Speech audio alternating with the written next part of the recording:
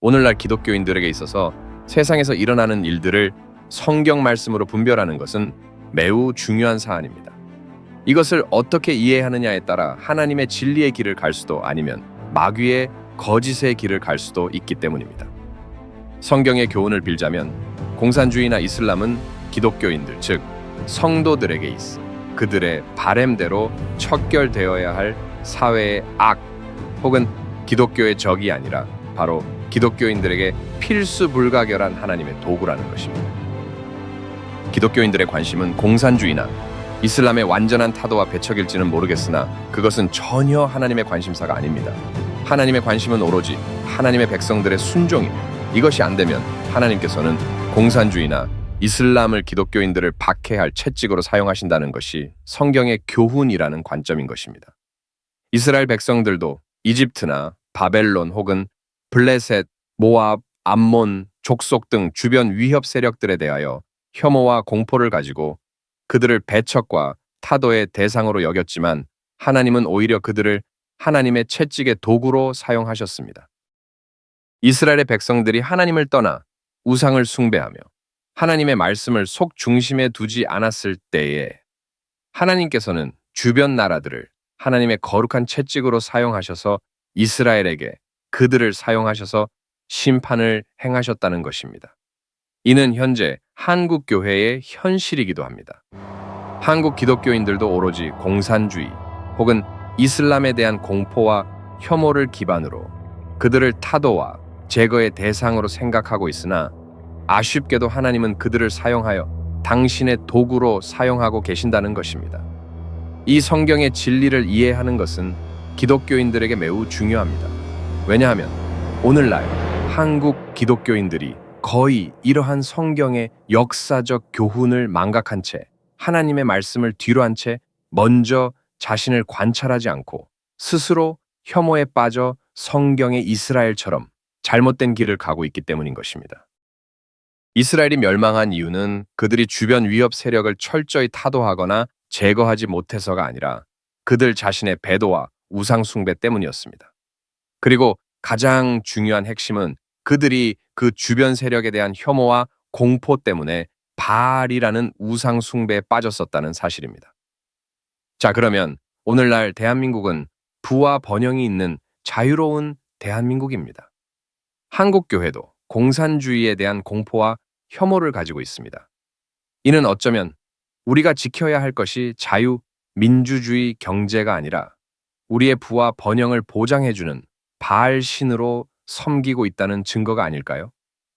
지금 대한민국의 교회는 바벨론의 바벨탑이 되어 있습니다. 가져도 끝이 없는 부와 경제, 부족함이 없는 삶과 여유로운 일상생활, 이것을 지키기 위하여 우리는 바알신을 하나님으로 착각하고 섬기고 있는 것은 아닌지 되돌아보아야 합니다. 과연 여러분들과 제가 자유가 무엇인지 알고는 있을까요? 우리가 우리 손으로 자유를 지키기 위해 피를 흘리며 희생한 적이 없지 않습니까? 그렇죠? 자유는 그저 메아리 치는 공허함일 뿐. 실상은 우리의 돈과 편안함, 편리함 속에 있는 안전하며 근심 걱정 없는 생활 속에 또 다른 천년 왕국 속의 바벨탑이 오늘날의 교회가 아니겠습니까? 교회에서 가르치는 번영신학, 지금 대한민국의 교회가 진실로 하나님을 찾고 있을까요? 아니면 하나님이라는 껍데기 속에 있는 맘몬과 바알을 숭배하고 있는 것은 아니겠습니까? 대한민국은 정말로 지켜야 할 것이 많은 나라입니다. 모든 사람들이 많은 돈과 땅과 사치품들을 소유하고 지키기 위해 그 자유 대한민국을 지키고 있는 것은 아닐까요? 아니면 교회는 지금 돈과 사치품들, 즉 바알신을 부수고 이제 하나님께로 돌아가야 할까요? 진정한 자유는 우리가 하나님의 바른 말씀을 지키는 것으로 인해 우리에게 주어지는 선물인 것이지, 이 선물이라는 자유는 언제든지 하나님의 말씀을 떠나는 순간 공산독재당의 나라들에게 언제라도 빼앗길 수가 있다라는 것입니다.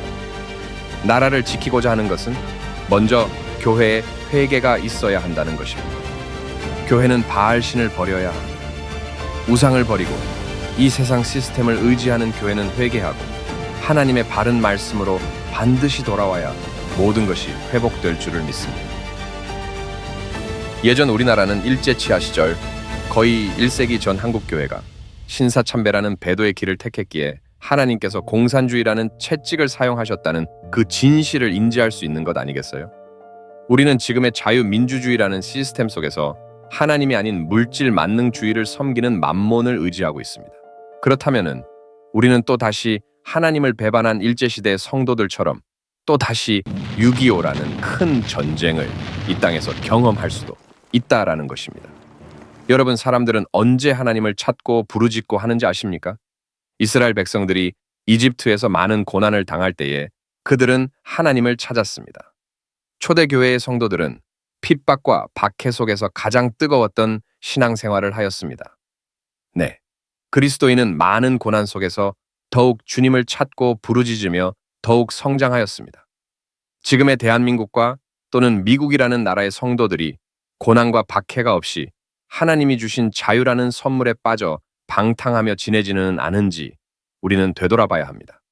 자유라는 선물에 빠져 우상을 섬기며 돈을 사랑하며 절제하지 못하는 삶들 속에서 회개하고 돌아오지 않는다면 하나님께서 주신 자유는 선물이 아닌 우리에게 저주가 되어 돌아올 것입니다. 이미 저주가 되어 돌아오고 있습니다. 동성애, 성소수자, 정치적 올바름, 페미니즘, 마약, 납치 등 자유가 도를 넘어 방탄한 죄로 우리에게 되돌아오고 있습니다. 이러한 일들이 차고 넘치면은 대한민국이라는 나라는 주님의 채찍인 공산당에게 나라를 빼앗길 수밖에 없는 것입니다. 여러분, 대한민국은 미국이 지켜주는 것이 아닙니다. 그리고 모든 사람들이 모여서 외친다고 이루어지는 것도 아닙니다. 오로지 우상을 버리고 하나님께로 돌아갈 때에 우리의 생각과 마음이 주님을 섬길 때에 그때에 반드시 모든 것이 올바르게 회복될 줄을 믿습니다. 에스겔서 11장 8절, 9절, 10절 너희가 칼을 두려워하였은즉 내가 칼을 가져다가 너희 위에 임하게 하리라. 주 하나님이 말하노라. 내가 너희를 그것의 한가운데서 끌어내어 타국인들의 손에 넘겨주고 너희 가운데서 심판을 집행하리니 너희가 칼에 쓰러지리라. 내가 이스라엘의 경계에서 너희를 심판하리니 내가 주인 줄을 너희가 알리라. 이 말씀이 오늘날의 대한민국을 향한 하나님의 경고라 생각을 합니다.